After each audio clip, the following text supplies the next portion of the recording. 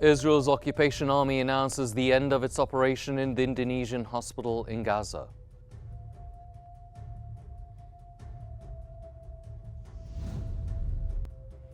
Yemen's Houthis launch a hypersonic ballistic missile at a military target in Tel Aviv.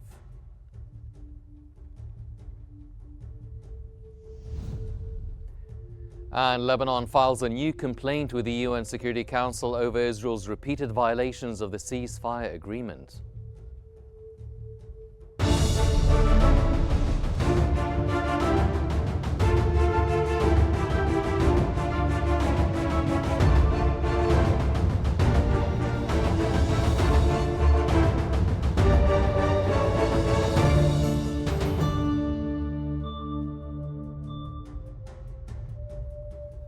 It's 8 p.m. Cairo local time and you're now watching Q News. I'm Henny Saif and we begin today's bulletin with the latest developments in Syria.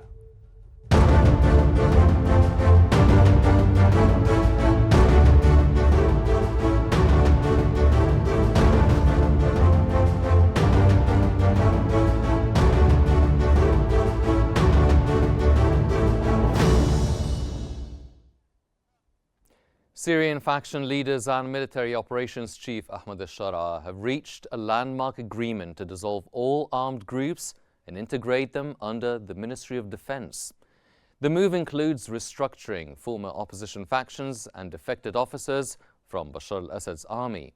Interim Defense Minister Morhafa Abu Qasra, a key figure in the overthrow of Assad, faces the daunting task of uniting these groups under a cohesive command. Meanwhile, Prime Minister Mohammed al-Bashir is leading Syria through a pivotal post-Assad transitional period.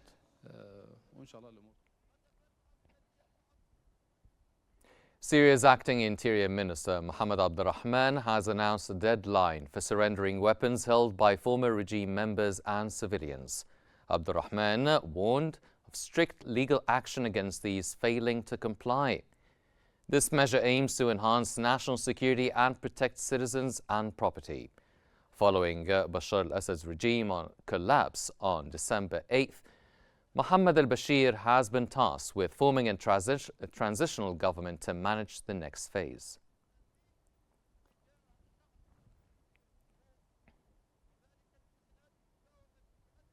The foreign ministers of Egypt and Jordan have discussed developments in Syria, including the outcomes of Jordan's foreign minister's recent visit to Syria. This came as Egypt's foreign minister Badr Abdul Ati received a call from his Jordanian counterpart Ayman Safadi. Both ministers emphasized the importance of supporting Syria, respecting its sovereignty and territorial integrity, and enhancing regional and international coordination. They stressed the need for a Syrian-led, inclusive political process that involves all Syrian factions and ensures the restoration of Syria's institutions and the rights of its people. Now we move to the latest developments in Gaza.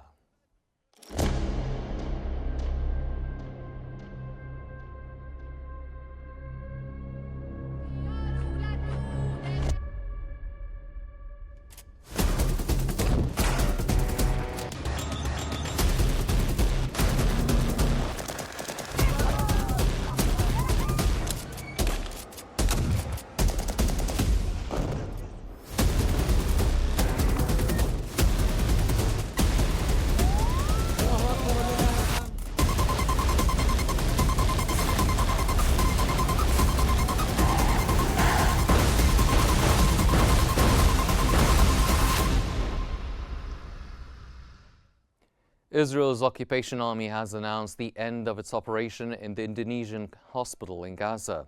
Israeli troops forced the evacuation of the Indonesian hospital in northern Gaza, and many patients, some of them on foot, arrived at another hospital miles away in Gaza City. The Indonesian hospital is one of the Gaza Strip's few still partially functioning hospitals.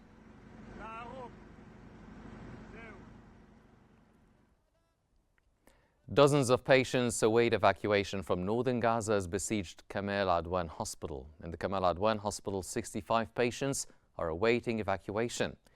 They are completely besieged. as Israel's bombardment of the hospital continues. In the north of the Gaza Strip, there are 3 barely functioning hospitals. One is the Indonesian hospital, which was completely evacuated yesterday, and the other is Al Auda Hospital.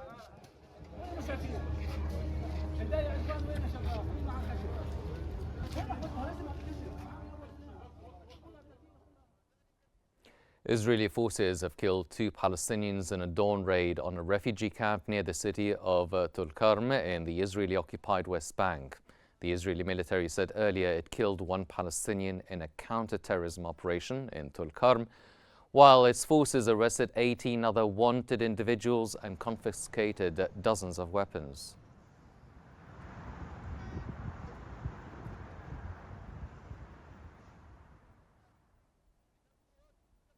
The government of Japan has announced a new aid package to Palestine worth 13.5 billion yen, approximately $100 million. The package includes various projects such as financial support, rubble removal and mine action, healthcare and hygiene, shelter, education, mental health and psychological support, industry and food.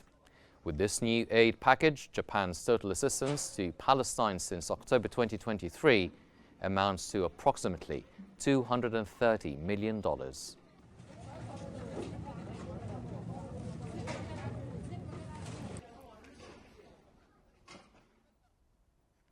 The Gaza government media office has stated that Israel provides full support for the theft of aid and kills security personnel to starve civilians. According to the latest statistics published by the office, since October 7th of 2023, Israel has killed 723 policemen and aid security personnel in Gaza. The office also urged the international community, the UN, and human rights organizations to intervene and pressure Israel to allow unhindered aid flow.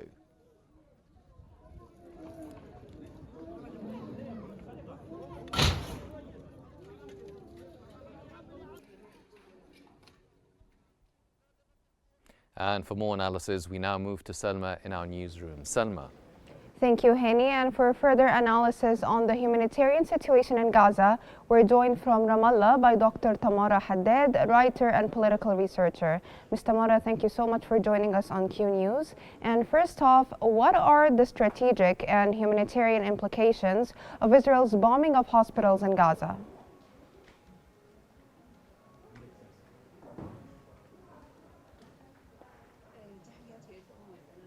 Greetings, everybody. In fact, definitely there are grave humanitarian repercussions that are going to lead to a catastrophic humanitarian crisis, specifically that hospitals in Gaza are being targeted by the Israeli occupation forces, which is going to deprive the population in Gaza from accessing healthcare services.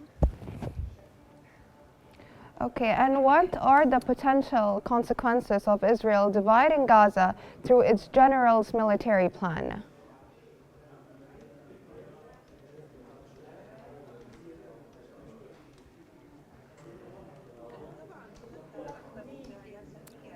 Definitely, there is a multitude of negative repercussions to the restructuring of the Gaza Strip.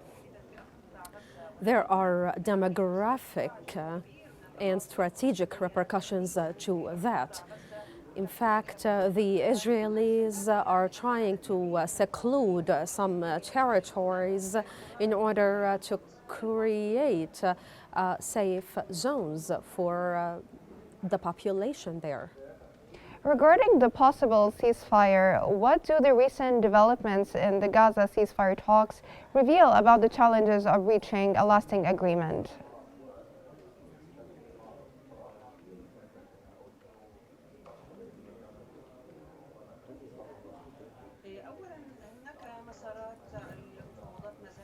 The negotiations are still up and running until this moment. But this deal, I believe, is going to be an interim one. And there are, of course, loopholes relating to the number of hostages being released, whether in fact, regarding Israeli hostages, of course, Netanyahu wants to release as many hostages as possible, and Hamas does not really have credible information regarding the hostages that have been killed in the Gaza Strip and the ones that are still alive. And there is another problematic issue regarding the released hostages and where they are going to stay upon their release in Gaza or elsewhere. And there are issues pending issues regarding the Philadelphia axis and who as well is going to have control and manage the Gaza Strip. And, you know, Netanyahu on the security and military levels has a lot of apprehensions regarding Hamas putting their ducks back in a row and strengthening and restoring their capacities once more to be able to fight back. And so Netanyahu was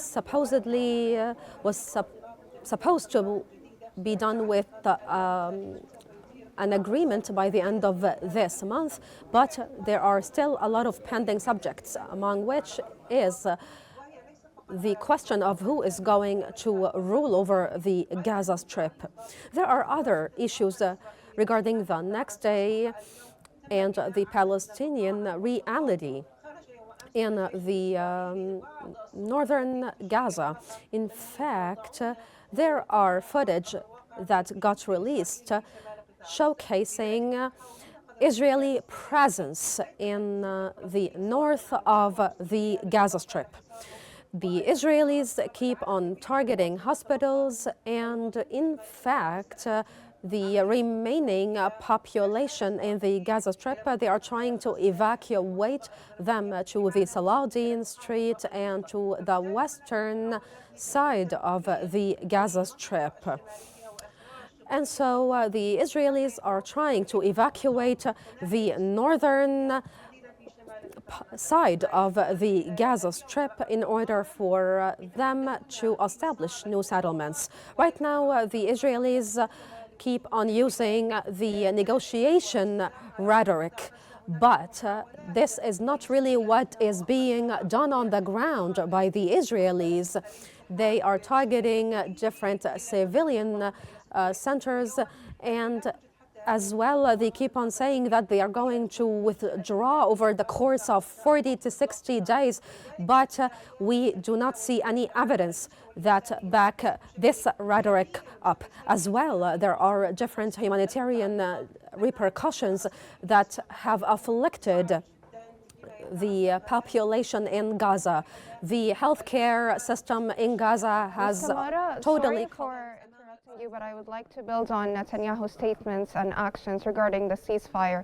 He stated that some progress has been made regarding securing the release of the hostages. How do you interpret this statement, and how does his actions reflect Israel's broader military and diplomatic objectives in the region?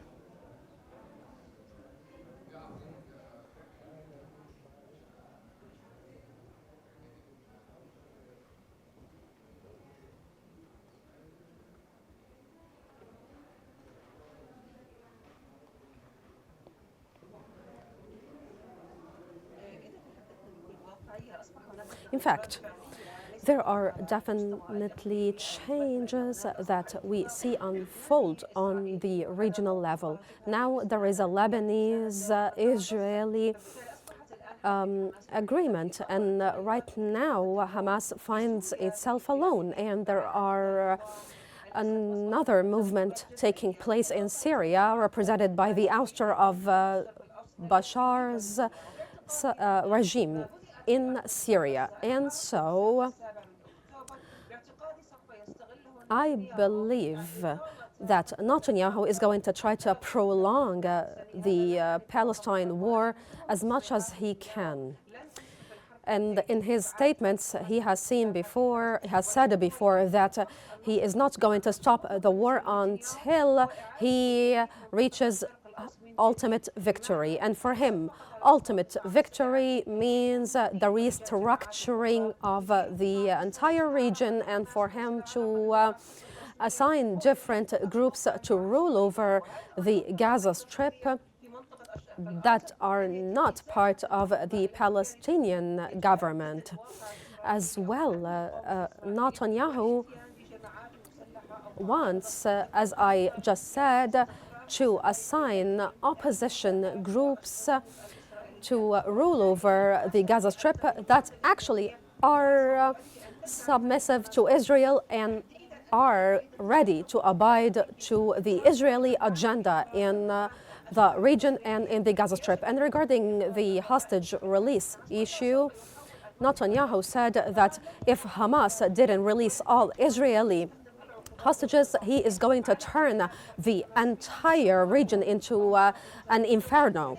And so regarding countries like Qatar, who is hosting a lot of Hamas leaders, you know, I believe it is right now going through tremendous pressure from the international community and from the United States to stop hosting these leaders of Hamas. Until now, there are a lot of pending issues that are going to be that are yet to be resolved, and as well there are Israeli hostage, or according to Israeli calibrations, regarding the number of hostages, there are 40 to 50 hostages that are still alive, and the rest of them got killed in air pounding thank raids. you so much. Thank you so much. Sorry for interrupting you due to the shortage of time. From Ramallah, that was Dr. Tamara Haddad, writer and political researcher. Thank you so much for your insights. And now we're going to move back to Hani in the studio. Thank you, Selma. Israeli Prime Minister Benjamin Netanyahu has reaffirmed his government's commitment to tirelessly work to secure the release of all detainees. Facing accusations of obstructing detainee exchange negotiations, Netanyahu said he would not accept a ceasefire without fully dismantling Hamas. While he acknowledged some progress in talks with Hamas, Netanyahu admitted key issues remain unresolved and provided no timeline for an agreement.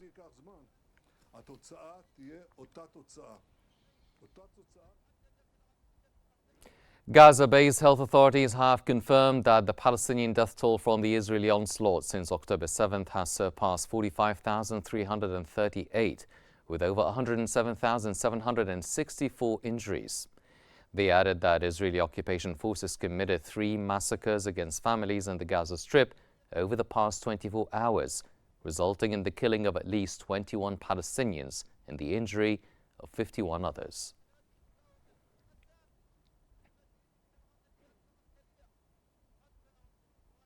The United Nations Relief and Works Agency for Palestine refugees has said that the Israeli occupation authorities killed a child every hour in the Gaza Strip.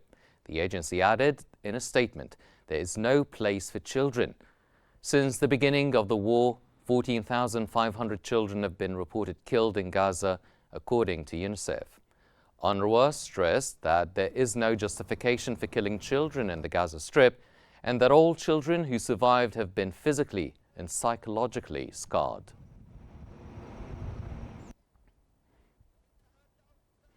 Yemen's Houthis say they have launched a hypersonic ballistic missile at a military target in Tel Aviv. Military spokesperson Yahya Saraya said in a statement that the operation successfully achieved its objectives with a Palestine II hypersonic ballistic missile.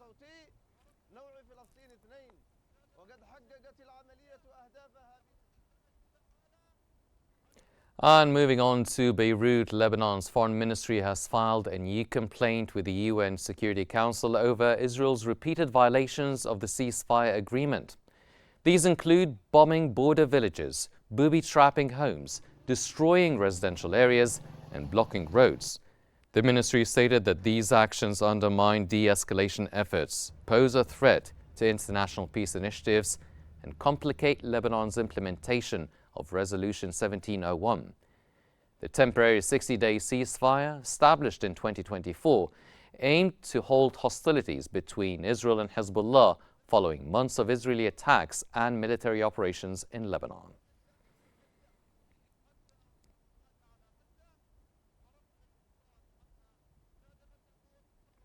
Shadowed by the war in Gaza, Bethlehem has marked its second Christmas with almost no tourists.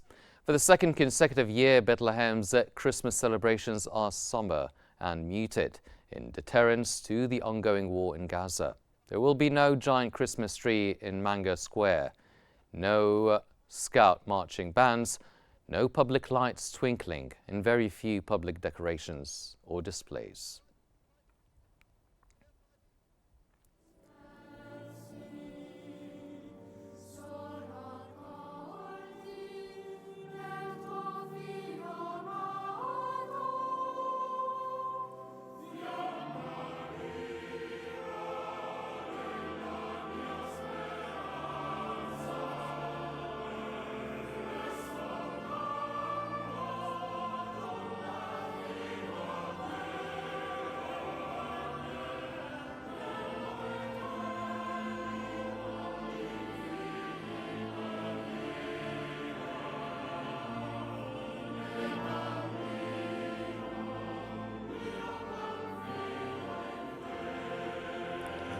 Representatives of the lay faithful are followed by the bishops and cardinals who will be celebrating this Holy Mass.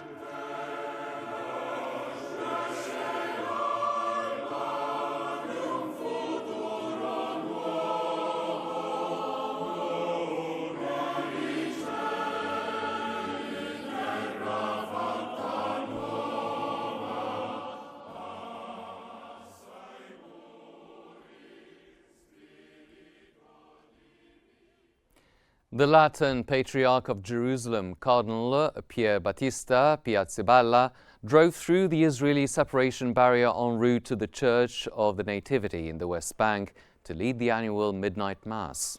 Piazzaballa said his prayer was to raise our gaze and to look forward, not back. He said he wants next year to be full of light. This year's Christmas in Bethlehem will only be marked by religious rituals and no festivities.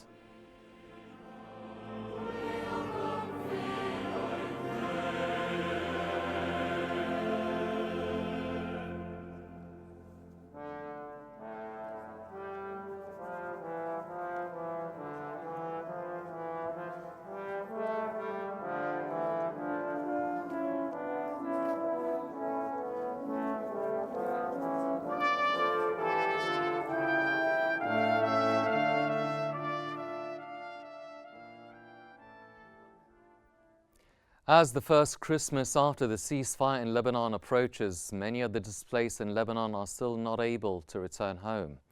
Israel continues to threaten the displaced Lebanese to not return home to dozens of southern villages. However, in the neighborhood of Ain Dilib outside Sidon, dozens of people gathered for a Christmas recital at the Marmaron Church.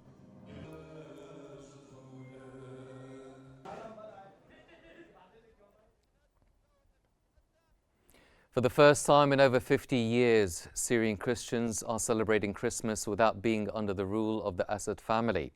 Worshippers in Damascus attended a Christmas Mass at Our Lady of Damascus Church in the Syrian capital. Christians have adorned streets with seasonal decorations to mark tomorrow's festivities.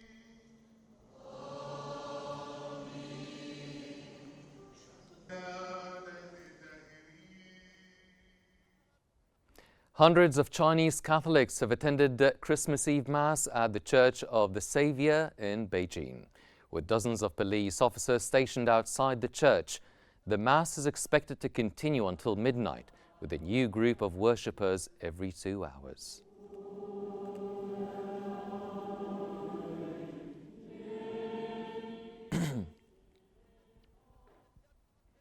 Visitors have gathered at Tokyo's Sunshine Aquarium in Japan to watch Santa swim with penguins on Christmas Eve.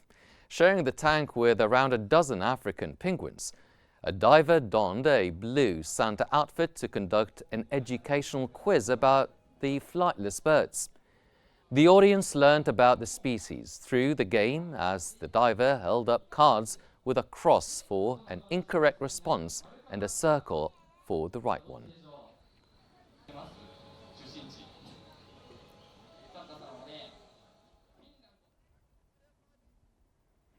Thousands of tourists and local residents have crowded a small square in downtown Oaxaca to see traditional Christmas radish sculptures.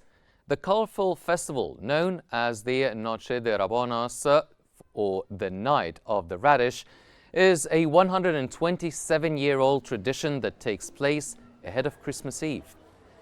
Talented artisans cut, peel, carve and grate radishes to create religious scenes or figurines resembling famous characters.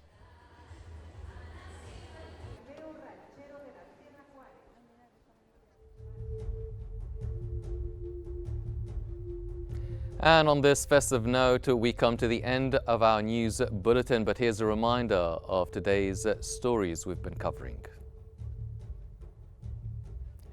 Israel's occupation army announces the end of its operation in the Indonesian hospital in Gaza.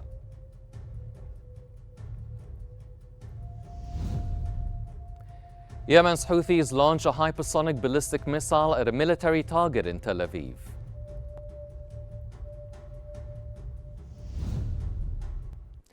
And Lebanon files a new complaint with the UN Security Council over Israel's repeated violations of the ceasefire agreement. And this concludes our news bulletin for this hour, but please don't forget to follow Q News on YouTube, Facebook, X, Instagram and TikTok at QNewsEGY to stay informed. I'm Henny Saif. Have a very Merry Christmas from Q News and myself, and thank you for joining us.